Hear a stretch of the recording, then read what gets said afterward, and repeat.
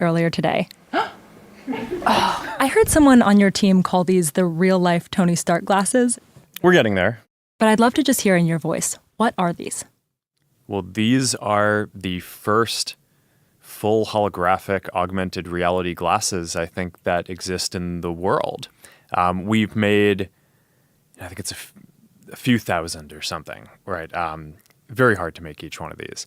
But this is the culmination of 10 years of research and development that we've done to basically miniaturize all the computing that you need to have glasses, not a headset, but glasses that can put full holograms into the world with a wide field of view. So you can imagine sort of in the future, we'd be having a version of this conversation where, you know, maybe I or you are not even here. It's like one of us is physically here and the other one is here as kind of a full body hologram.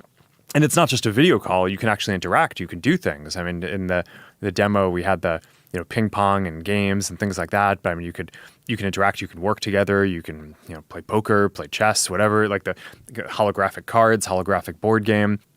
I just think it's going to be wild. It's going to remake, I think, so many different fields that we think about today, from how we work and productivity to a lot of things around science, a lot of things around education, entertainment, fun, gaming. But this is just the beginning. You know, this is the first version. It's a prototype version that we've made in order to develop the next version, which is hopefully going to be the consumer one that we sell to a lot of people. Why build these? Well, I think it's going to be the next major computing platform. So if you look at like the grand arc of computing over time, you've gone from like mainframes to computers that basically like live on, you know, your desk or on a tower, to phones that you have in your hand that you basically like, you know, can take with you everywhere that you want, but it's pretty unnatural, right? It takes you away from the world around you. And I think that the trend in computing is it gets more ubiquitous, it gets more natural, and it just gets more social, right? So you want to be able to interact with people in the world around you. And I think that this is probably going to be the next major platform after phones.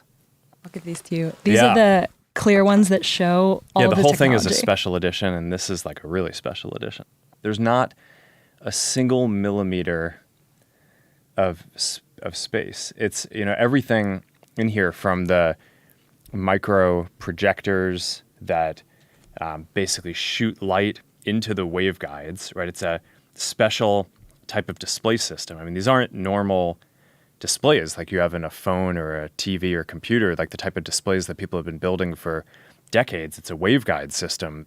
The projector that's shooting light basically goes into these nano etchings across the waveguide that are what catches and creates the holograms. In order to synchronize that with where you're looking, there's eye tracking and little cameras. They illuminate your eyes.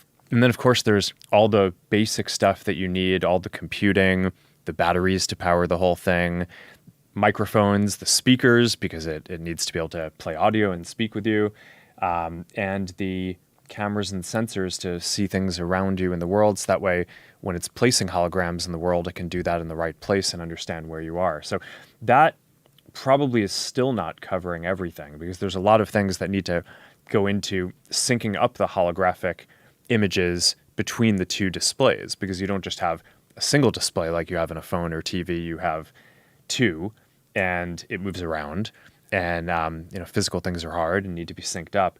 There's also the radio that has to communicate with your other computing devices to do heavier computing, and the wrist-based neural interface that you probably got to try out. We kind of miniaturized all of this and fit it into normal-looking pair of glasses, which is, when I told the team that we were going to do this 10 years ago, people weren't sure if we were going to be able to. But I think, not only are we going to be able to do this, but I think we're going to be able to get it cheaper and higher quality and even smaller and more stylish over time. So I think this is going to be a pretty wild future. There are so many versions of trying to get at a similar idea of digital objects in physical space. I'm thinking of, for example, glasses that have heads-up displays where it's head-locked and it's